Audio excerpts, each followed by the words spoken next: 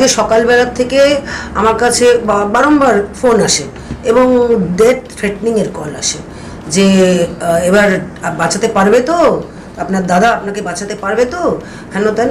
তো আমি বললাম আপনি কে বলছেন ভাই, আমি তো কোনো পলিটিক্যাল পার্টির সাথে যুক্ত নয়, না তো আমি বিজেপি না তৃণমূল কোনো কিছুই করি না, আমি একজন সোশ্যাল ওয়ার্কার, আমি একজন মানে নিজেরটা নিজে চালাই, আমার দাদার সাথে কোনো না লেনা না দেনা, উনি বাই বার্থ আমার দাদা। হ্যাঁ, আর যেমন এক ভাই বোন যাকে ভালোবাসে একে অপরকে আমরা তাই বাসি। এবং শুধু তাই নয়, এবারে ব্যাপারটা হচ্ছে কি যে আমাকে বলছে বারবার যে আমি বাড়ি ঘেরাও করব, আমি ছেলেপিলে নিয়ে আসছি। আপনি কে ভাই সেটা তো বলুন, আমি তো কোনো পলিটিক্যাল পার্টির সাথে যুক্ত নয়, তাহলে কেন হচ্ছে? আর আমার দাদার নাম কেন তুলছেন? দাদা তো এইসবের মধ্যে কোনো কিছুর মধ্যে তো আমি দাদার সাথে থাকিও না, পলিটিক্যাল আমার কোনো ইনক্লিনেশন নেই এর মধ্যে, ঠিক আছে? তো তারপরে আমাকে বলছে এবার পুজোর টাকাটা ছাড়ুন, হ্যাঁ, নাহলে দেখে নেবো, এই সমস্ত আমাকে বলা হচ্ছে। তো এবারে আমি বললাম যে পুজোর টাকা, প্রথমে আমি ভেবেছিলাম এটা বোধহয় মানে আমাদের এখন পলিটিক্যাল কারণ, কিন্তু আমি দেখলাম যে না, এটা তো সেই পুরনো ব্যাপারটা। কি হয়েছিল পুজোর ইয়েটা হয়েছিল কি, আমি 2020 সাল থেকে 2022 অব্দি অ্যাজ এ সেক্রেটারি আমি এখানে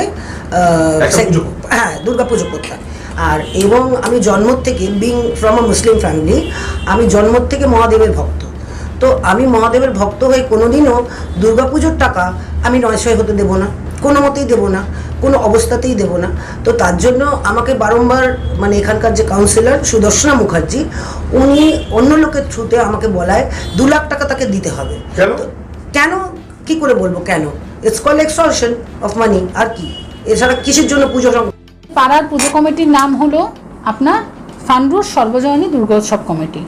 প্রায় 80 বছরের পুরনো একটা পুজো, খুব পাড়ার মধ্যে আমরা নিজেরাই এই পুজোটা করি, মানে ইট ইজ লাইক আ বাড়ির পুজো বলতে পারেন। ছিল জবের থেকে সুদর্শনা মুখার্জি আমাদের পুজোর মধ্যে ঢুকলো, উনি ঢুকে এবং জবের থেকে এই সর্বনাশা আসানটি শুরু হলো। তবে থেকে আসানের টাকা পুরো ভাসান করে উনি নিয়ে চলে যাওয়ার জন্য ওনার নিজের ইন্ডাক্টেড কিছু বেকার অ্যান্টি সোশ্যাল লোকদের এই পাড়ায় বসিয়ে রাখলেন। সেটাই আপনাকে বলছি, একদম সব উনি কাউন্সিলর, আর কাউন্সিলরদের দিয়ে টাকা তোলানো তো তৃণমূল গভর্নমেন্টের একটা ইয়ে ছিল। সমস্ত কাউন্সিলরদের এখন দেখছেন যে এনআই ধরছে, ইডি ধরছে, সিবিআই ধরছে, কারণ এরা অ্যাকচুয়ালি হলো মানি কালেক্টিং এজেন্ট। আর সুদর্শনা মুখার্জি কোন লেভেলে আপনার চোর সেটা আপনি গড়িয়াহাট বাজারে ডাবালির কাছে গেলেও জানতে পারবেন। 6টা ডাব চুরি করে নিয়ে গিয়ে টাকা দেয় না। আপনাদের পুজো কমিটিতে আমাদের পুজো কমিটি কেন, এই অঞ্চলে যত পুজো কমিটি আছে এবং কলকাতার এই মুহূর্তে যত পুজো কমিটি আছে সবের মধ্যে আপনারা আমার থেকে ভালো জানেন, সমস্ত তৃণমূলের কাউন্সিলররা তারা সদস্য, সে পাড়ার হোক সে বেপাড়ার হোক যেখানকারই হোক।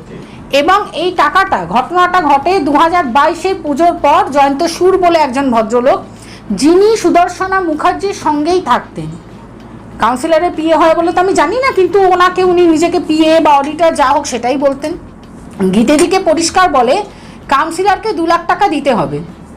এবং এই কথাটা জানার পর বিভিন্ন জায়গায় এই কথাটা কিন্তু গীতিদি বলেন এবং এই কথাটা নিয়ে এফআইআরও হয়। মজার ব্যাপার হলো যদি সুদর্শনা মুখার্জি এটা না বলতেন তাহলে উনি নিশ্চয়ই অবজেকশন করতেন যে না আমি এরকম কোনো কথা কোথাও বলিনি, কিন্তু উনি বলেনি। এখানে ইলেকট্রিসিটি থেফট হয়, সেই কেসটা মিথ্যে বলে ওরা শেষ করে। এবং সেই সময় আমি প্রচণ্ড একটা অসুখে ভুগছিলাম বলে আমি কোর্টে যেতে পারিনি, এর জন্য সেই কেসটা কিন্তু ওরা বেঁচে বেরিয়ে যায়। আমার কাছে এখনও অবধি প্রমাণ আছে যে ওই সময় ওরা ইলেকট্রিসিটি থেফট করেছিল, প্রথম। দ্বিতীয়ত আসান বলে তখন যে একটা ওই মমতা ব্যানার্জি পোর্টাল বানিয়েছিল, সেই পোর্টালে প্রথমে লগ ইন করতে হতো। লগ ইন গীতি হাকিম করেন এবং ওনার কাছেই লগ ইন আইডি এবং পাসওয়ার্ড আসে। আসানের মতন একটা গভর্নমেন্ট রেজিস্টার পোর্টালে একমাত্র থানার ওসি ভিতরে যেতে পারতেন, যার কাছে পাসওয়ার্ড আছে সে ছাড়া। এবং রাতারাতি ওই পাসওয়ার্ডটা সুদর্শনা আশ্রিত চৈতালি ব্যানার্জি বলে একজন মহিলা, যে এখন এ পাড়ায় থাকেও না, ওনার কাছে চলে যায় এবং ওনারা আসানের টাকা নেন। আমরা সেই মর্মে হাইকোর্টে রিট পিটিশন করি। রিট পিটিশন নাম্বারটা আমি মেনশন করছি, WPA 24592 of 2023 Giti Hakim versus the state of West Bengal and others, যেখানে আমরা এখানকার তৎকালীন যিনি ওসি ছিলেন, কি নাম ছিল, সলিল রায়, এবং এই পুজো কমিটিতে যারা আমাদের থেকে থেফট করে জিনিসগুলো নিয়েছিলেন তাদের নাম, দিয়ে আমরা এফআইআর করার জন্য গড়িয়ার থানায় যাই। গড়িয়ার থানা আমাদের এফআইআর নেয় না, আমরা তখন রিট পিটিশন করি। রিট পিটিশনের অর্ডারের কপি আমার কাছে আছে, যাতে কোর্ট, অনারেবল কোর্ট বলে যে আপনি গিয়ে এবার 156 করে এটাকে করুন, এতে মেটেরিয়াল আছে, এতে এফআইআর হতেই হবে। কিন্তু যাওয়ার আগে সলিল রায় এবং সুদর্শন এসে ওনার পায়ে ধরেছিলেন রাত্রেবেলা।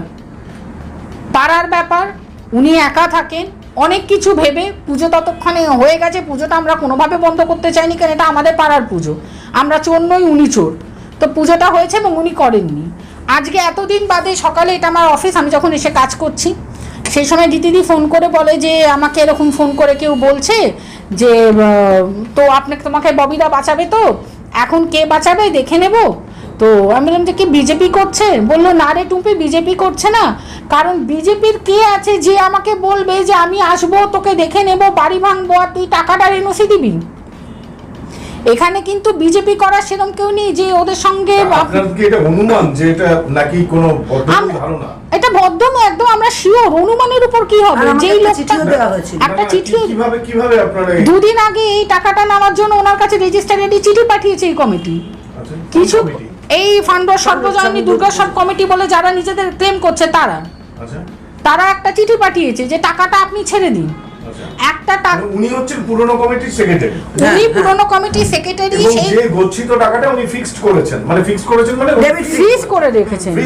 হ্যাঁ, কারণ এবারে বর্তমান কমিটি ওই টাকাটা অনেক দিন ধরে ওরা চাইছে, অনেক দিন ধরে চাইছে, এবং উনি এই সরকার চেঞ্জের পর আবার একবার চেষ্টা করেন। এবার তো আর টাকা পাবে না, ওখানে অনেকগুলো টাকা আছে, 2 লাখ টাকার বেশি আছে। তো সেই টাকাটা এবার নিয়ে তারপরে পুজো টুজো ছেড়ে, পাড়া ছেড়ে হয়তো পালিয়ে যাবে। যারা ছিল তারা অনেকেই কিন্তু পাড়ার বাইরে। পুজো কি এখনো হচ্ছে?